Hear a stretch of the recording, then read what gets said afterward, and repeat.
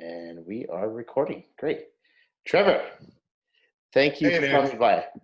How are you? No problem. I'm No good. How are problem. you? You're not too busy today? You're No okay to problem. make a few minutes for me to talk to? Of course, I always have time for you. I appreciate that. Well, let's just start off and tell everyone who you are. My name is Trevor Littlefield. I'm a 51-year-old, and I am a resident apartment manager in the West End. And you're also a long-term client of mine. You and I have been working together for approximately about 6-7 years now. 7 years now, 7 actually. years. Oh my God, we're aging ourselves. I 7 know. years. I bought you that condo. That's true. That's true. And look at the body. Look at the results at 51. So, Trevor, Yeah. the reason I wanted to ask you on actually, because you have got a really interesting story to tell, and it's actually more about setbacks than everything. First, I want to start off. When did you start working out with weights? How old were you? I started trying to work out with weights when I was in high school, and I did it in high school because I wanted to look better. Okay. I thought by doing it, it would have made me not be picked on as much. I got off of it, but I really only started working out hard probably about 10 years ago. Okay. So really why did you stop working out though, originally? Originally, I stopped working out because there just wasn't, I didn't think there was enough time for it. Okay. It wasn't a priority. It was, at that point, when I started redoing it again, but it wasn't a priority, I had ballooned up to about 240 pounds. Oh, wow. I think it was even higher than that. Okay. Because I refused to step on the scale. Right. After that, and that's when I kind of looked at myself and thought, yeah, this is not going to happen. Okay. I need to make some changes. Okay. So it was the change in appearance that was your motivating factor to get back into the gym, would you say? Yes, it was. Okay. And that was around 41 years old? Yeah, about 41 years old. Yeah. Oh, okay. So you started lifting weights, you got back into it. 41, you and I started working together about 7 years ago. And I think it was 2 or 3 years ago where you had one of your first major setbacks? It was 3 years ago. Mm-hmm. I had a huge setback. Up until then, I was working out with you. My body was changing dramatically. Your leadership and your skills and your ability to train really got me to where I was. But at one point, about 3 years ago, I was at the gym. I was doing my shoulder program, and I was doing my upright rows with the cable. Yeah. And I was thinking, oh my God, I don't feel well. Okay. I think I have indigestion. It ended up being that I was having a heart attack. Okay. So that was one huge setback. And this happened while you were at the gym, correct? This happened while I was at the gym. Okay. I actually walked from the gym home. By the time I got home, I was pretty much crawling through the door. Okay. It was the scariest experience I've ever had in my life. I imagine. I called 911. Right. And they picked me up, took me to the hospital, and informed me that I was having a heart attack. Okay. Yeah. Now, when that happened, how long were you in the hospital for? I was only in the hospital actually for 2.5 days. Okay. So I got in, they put the stents in, and I was fine. Right. Okay. So after you had the heart attack, how long was it until you were able to get back into the gym again? It was 2 weeks. Okay, 2 weeks. So you weren't, a lot of people would be fearful because that's where the heart attack occurred, was in the gym. So a lot of people were like, I don't want to go back to the gym right away. But you went back in 2 weeks. Were you a little hesitant the first few times? I wasn't hesitant. Okay. I knew I had to get back in to do it. I didn't want all my hard work to go away.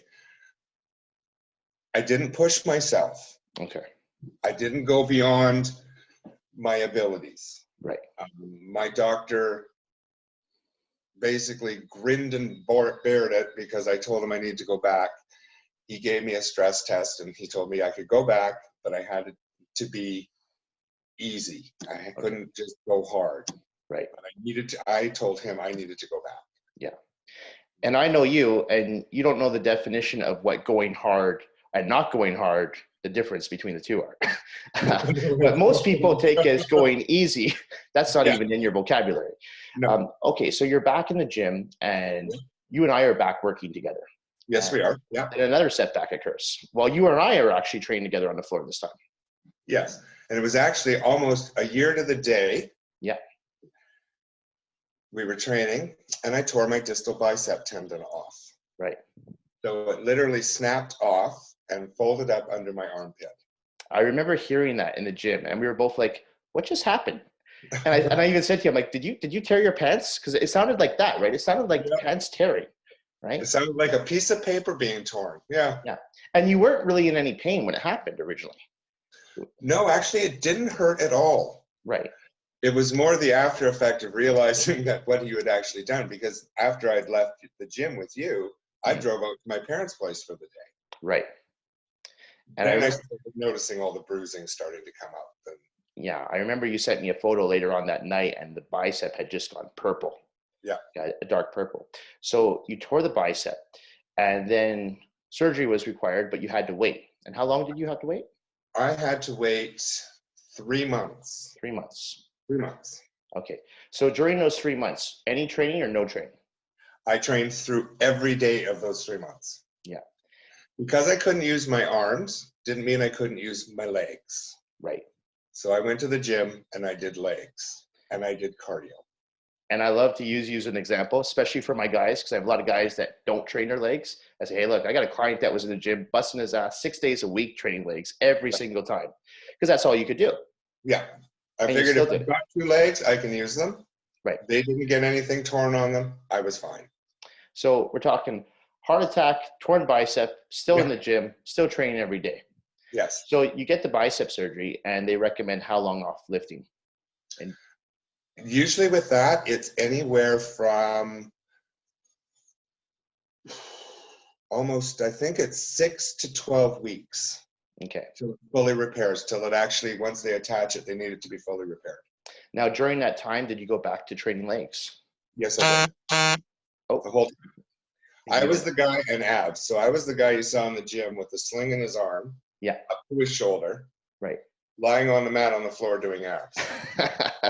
So I'm not, it was kind of a, I can't allow myself to just sit back for 12 weeks and not do anything. And then have to make up 12 weeks of what you could have been doing. At any point during any of this, did you think, you know what, I'm just going to call it quits? You know, I'm just going to let my body rest, and I'll come back when I'm ready? No. No. And what was your motivating factor to keep going? My motivating factor to keep going is because that kind of an attitude doesn't work. Right. Because if you actually think you're going to rest, by the time you go back, you're going to have to do 5 times the level of work to get you to where you were. Right. If you stay in the gym, your weight stays down. Okay. You're working a body part that is going to just look amazing by the time you're done. You can't, in my mind, it wasn't an option. I didn't want all my hard work to go to waste. I didn't want to get fat. I didn't want to have to triple my efforts to get back to where I was prior to the tearing of the distal bicep tendon. I just didn't want to have to do that work. So I did anything I could possibly do fitness-wise with what I had available to avoid that. And, you know, we should remind people too, while you're doing this, you're still working a full-time job. Yes, I am. Yeah. And I mean, your job, it's not an easy job. I mean, it requires quite a bit of physical work too. I mean, you do run an entire building. Yes, I do. I manage an entire apartment building. We're responsible for every bit of maintenance, every bit of painting. Anything and everything that gets done in this building is done through us. And how many units are in the building? 84. 84. Yeah. So, I mean, basically it's a two-man show with you and Bart. Yes, it was a two-man show. Yes. Yeah. Okay. So the one thing I just want to say is, because I remember when you were going through all this, and it's very discouraging. I mean, you have a heart attack, you tear your bicep. A lot of people, most people would just say, you know what, I'm just going to stop. I'm going to listen to my doctor. I'm not going to do anything. Because let's face it, a lot of doctors, that's what they tell their patients. They say, just rest. Don't worry about going to the gym. Don't just rehabilitate. But I always tell clients, you know, do what you can do. So like in your case, yeah, my biceps torn, but I can still train my legs. I can still train my abs. So I can still do something, right? Yeah. Given the situation we're in right now with COVID-19, most gyms across Vancouver are closed. Yes. So now people are kind of faced with not the exact same, but a similar dilemma to what you were faced with is, what am I going to do? Should I just give up and just wait for this thing to pass? What would you say to those people? No, you don't give up and wait for it to pass. You find things in your environment that you can do to use to exercise with. Right. Your abs don't require a gym. Right. Legs don't require a gym. Cardio doesn't require a gym. You can find things around the house that you can use to lift. You don't have to lift heavy. You just have to lift. Keep your muscles used to being worked. If you kind of let everything go and you decide that, well, I'll wait until this is over, by the time you go back again, it's like with the distal bicep tendon and the heart attack. You're going to have to do 5 times the work. Sure. So if you actually get, for lack of a better word, off your ass and actually go out for a walk where you're not around people, or you use the stairs in your building alone. Nobody else is going to be in the stairs, running the stairs with you. Trust me. You would know. You're the building manager. You know all the good spots to go in the buildings. Exactly. But there's things you can do, and to not do them only adds to the fact that you realize how stuck you actually are. And where getting in a workout during the day of any kind, if it's abs, if it's yoga, if it's stretching, if it's doing some cardio up and down the stairs, helps your mental health. So Sure. During COVID, we're all stuck inside. We're lonely, we're isolated. We need exercise to help bring up our, I think it's dopamine levels. Correct. And I agree 100%. So that we're not feeling so bad. The more we don't do and the less active we become, it's just going to feel worse and worse. Where if you actually take the hour of your day that you're sitting on the couch watching Netflix, and you do some abs and you do some stretching and you find something in your apartment that weighs 20 pounds and you do some sumo squats with it between your legs, or you do a little bit of a floor bench press with it, or you do some arm curls with something, milk jugs full of water. I used Robin today, actually. I did push-ups with her on my back. Yeah. And there's that, but I don't. Not everyone has a Robin, though. Unfortunately, I can't wait people to do it, but yeah. No. But exactly. Yeah. It's a matter of not allowing yourself to get idle and sedentary during this and using COVID as an excuse to not do something. Right. And that's a big thing. Sure. It gives us anything. I find that a lot of times, if there's a way that we can use an excuse to not do something, we do it. Mm-hmm. And it's moving beyond that to go, you know what, I got to do something during this. Anything. I'm lucky we have a side garden. The side garden has a little seating area. That seating area is concrete. It's the perfect height for me to do step-ups. And I can do lunges around, there's like a courtyard area, and I can do lunges outside. Right. Back and forth. Nobody's there. I'm alone. And it's something. You're using what you've got. I'm using what I got. Yeah. Of course, it's not a big gym. Right. It doesn't have a leg press. It doesn't have a squat rack. It doesn't have all the bars and curls and stuff. But doesn't need to. Doesn't need to for the time being. No. But now, when COVID-19 does pass, we're hoping it does pass. But when it does pass, and we're back at the gym, this is one thing I wanted to ask you, because you come from the pre-selfie generation, the pre-selfies, all these booty squats, all these things that you see in the gym, all these ridiculous things. So, I was talking to my client Art yesterday, and we kind of touched on this, but I want your opinion on this. Where do you stand on the selfies and all the gym behavior that we've seen lately with the booty shots and all these things? Oh, I think you froze. You froze. Play a game on their phones while you're waiting to use the bench or the squat rack. Mm-hmm. I hate them. Okay. I hate them. It's irritating. They occupy time and space for somebody that actually wants to go to the damn gym and work out. Right. I go there because I want to work out. I don't want to talk to somebody. I don't need to be texting you. You don't need to be taking me a selfie of your giant booty in the mirror. Well, Right. you're using the squat rack to do it, Yes. and nobody wants to see you poking your ass out in the No. middle of the gym. Where do you think this behavior came from? Social media. Everybody's trying to be the next big fitness model or the next Kim Kardashian and this crap. Right. It's annoying. It's not inspirational to people. It's arrogant. Hmm. I find it's extremely arrogant when they're posting it up, and I find that it's just not helpful. Right. Not helpful at all. Like you're to be sitting on there waiting for a slant bench to come available, and you look over and somebody is sitting on it and they're playing a video game. Right. And they've been doing it, well, you've just done three sets and three different exercises, and they're still on it. Right. They don't realize how long they're taking on it. No. It's ignorant and it's inconsiderate. Some of us only have a certain amount of time to get to the gym. We have jobs, and to have to wait for somebody for 20 to 30 minutes to get in a squat rack or to use a bench is ridiculous. I agree. It's rude. And you know what's funny about that? You bring up a good point, because sometimes when I visit a commercial gym, I mean, I'm fairly fortunate myself because I can train out of a private facility whenever I choose to. But occasionally I'll step into a commercial gym and I'll, go in for a workout.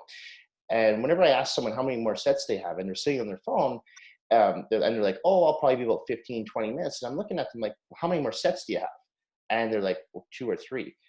And, I kind of roll my eyes, and then they say to me, well, don't you rest? I say, yeah, I rest, but there's a difference between resting and cruising through Netflix, Yeah. or not Netflix, sorry, Instagram, right? I mean, when you're resting, you're going to rest about 45 seconds to a minute max, staring into blank space, maybe at the wall.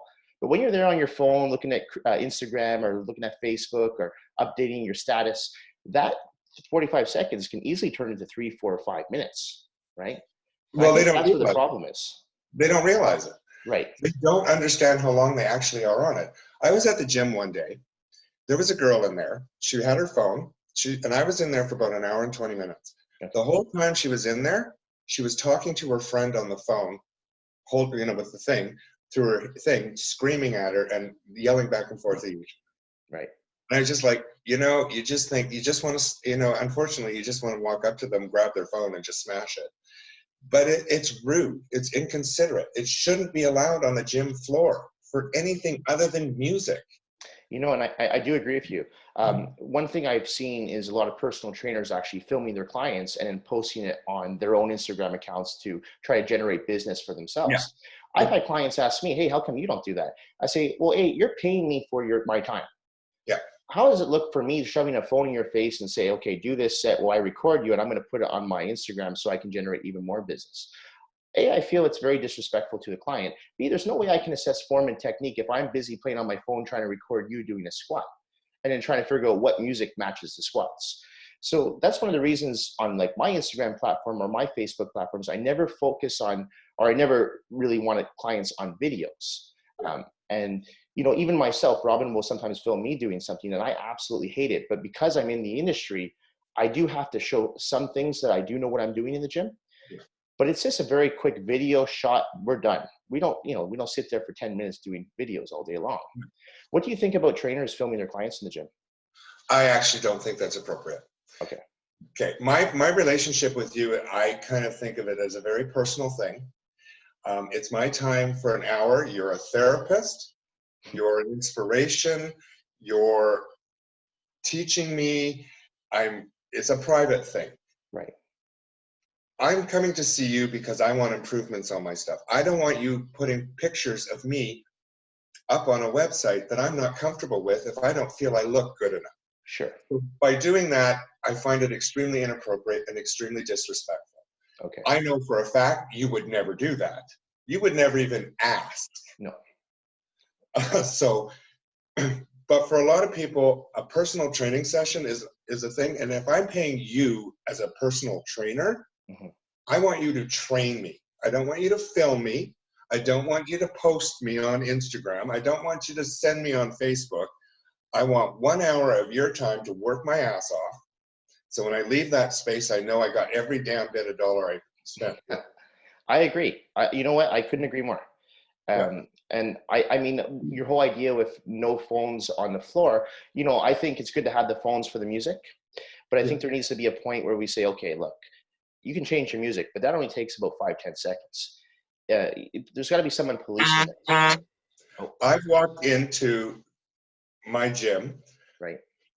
and I've gone into the back row or to the weight area where the benches are, and I've looked over and I've seen every bench full, and every one of them is texting, sitting on it, and not touching a weight.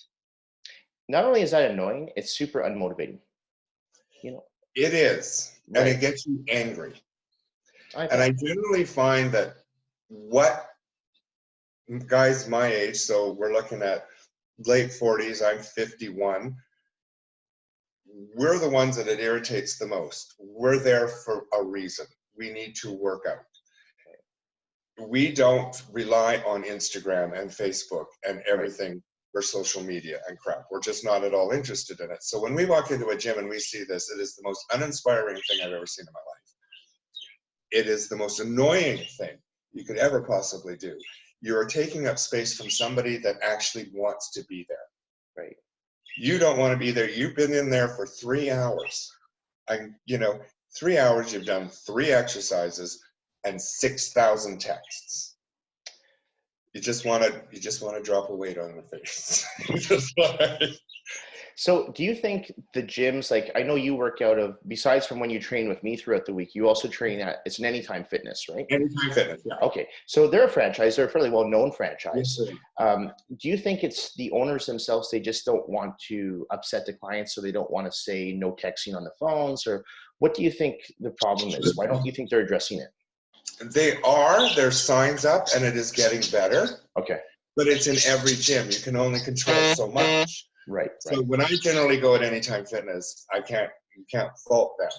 I've seen them actually approach people and say, look, stop, you're taking up space. Okay. So when it's there, but when I go, it's unsupervised because it's anytime. So at 8 o'clock, that's when their offices close in the evening. There are signs posted everywhere. Right. And it doesn't matter, even if you tell somebody not to do it or there's a sign or anything, you can't stop them. It's a habit. It's a really bad habit. Right. Where you can't control it. It doesn't matter what gym you're in. Yeah. Unless I know there's a couple of gyms where you actually have texting areas. That's right. Yeah. Yeah. We created that at my gym, actually. So we don't really have a problem with that because our clients are coming to train with us. So very rarely do I have to call someone and say, hey, get off your phone. But I do have some clients that come in like stockbrokers or lawyers, and they'll actually hand me their phone because they know they're going to not take a selfie, but they need to see that email. They need to check if someone just texted them. It's for business, right? And they say, you know what, this hour or half hour, however long they're training, this is my time. So I need to put the phone away. I need to unplug just for, like you said, just for that hour of just your own physical and mental health. Yeah. They shouldn't have to fight right. to work. Totally. I mean, I work 7 days a week, and when I'm training the gym myself, my own workouts, I don't respond to any emails. I don't even see my phone. My phone doesn't even come out. I figure, you know what, I can separate myself from my business for 1 hour a day. Nothing's going to happen. The business is not going to shut down. It's 1 hour a day. So I do hope that does get better, especially as we come back, because I think a lot of people, especially during COVID-19, took things like working out for granted, going to the grocery stores, things like that. And I actually really hope people after this COVID-19 come together and actually realize that actually physically talking to one another is a better way to go. Right. I think a lot of people right now, with the texting and stuff, there's no interpersonal skills. So you don't have any connection with people other than, I've never seen so-and-so. All we do is talk on the phone, or all we do is text, or always do email. I'm really hoping that with this, and then in gyms, the same thing, where people actually put it away, communicate orally as opposed to sitting on their phones the whole time, and actually become a bit better of become more socially aware of other people. A better human being. Better human being, yes. And that's one of the reasons why I want to do these talks with clients, friends, and family members, is because you're right. Everyone's texting, everyone's tweeting, everyone's hashtagging, and you don't really see that personal touch anymore. Just talking. just good old fashioned talking. And I'm very fortunate because in my job, I get to talk to people all day long. Yeah. So I'm missing that now because, as you know, I'm not working on the floor, so I don't have that. So things like this, I think, is really good for the mental health and just to talk and, you know, just learn from other people. Yeah. Right. I just wanted to, I know you got to go, but I just wanted to ask you one more question. As far as COVID-19 is concerned, have you noticed any with COVID-19? Yeah. Have you noticed yourself personally any difference in your daily life besides the fact that now, I mean, you already work from home. Yeah, I work from home. From COVID-19, any difference? I'm finding it a bit lonely. Okay. I find it quite lonely. I find it very isolating. Right. I miss the social interaction. I'm a very gregarious person. I enjoy being with people. Right. And I like talking with people. And I think that's part of the reason with, as a building manager as well, you're constantly in contact with people. Right. My tenants don't text me. My tenants actually come and physically talk to me. Sure. So one of the things that I miss right now is the connection with people, being able to talk, to laugh, to be close enough that you can actually see their facial expressions. But what I'm seeing out there is I'm actually feeling I'm feeling okay. But even if you smile at somebody, they don't smile back. They just immediately turn. Nobody, even though we have social distancing, people still aren't connecting to the point where they're, you can't say hello to somebody because they just don't acknowledge you. Everybody's in such a space right now that it's actually horrible. Yeah. Like, it doesn't hurt to say hello to somebody. Right. They're 6 feet away from you. Right. A smile, a nod, just to acknowledge. And I've done it on the street, and I'm just like, I'm getting to the point where it's like, I don't know if this is really worth it or not, because nobody acknowledges you. And it continues to add to this sense of loneliness. Right. Which kind of can get really quite depressing. Sure. Do you know what I mean? Like, but you got to continue to go and be who you are. But yeah, I find that since this happened, it's kind of a slap in the face, because there's a difference between wanting to stay home and then being forced to stay home. Yeah. It's a choice. This isn't a choice. No. This is for health. This is for our safety. That's right. And I think a lot of people downplay the social distancing and think, well, it's not that hard. You just have to sit on your couch. But they don't realize that sitting on the couch, like you said, it's not going out for that coffee with a friend. It's not just going out for dinner with, whoever, just like girlfriend, boyfriend. You don't have that right now. So like you said, sitting on the couch sounds all good for the first few days. Hey, it's fun. But then after like day 4, day 5, it's like, okay, what's my purpose? It's at that point right now where I don't even want the television on. Right. Yeah, I get that. It's it's like too much TV, too much sitting on your ass, too much doing nothing. Yeah. Which is why I try very hard every day to do a walk and do an exercise program, because at least if I do decide to sit down and watch Netflix, I can actually go, you know what, today I actually did some leg program, and I did some weights, and I went for a great walk. Yeah. And then I feel a little bit better about it.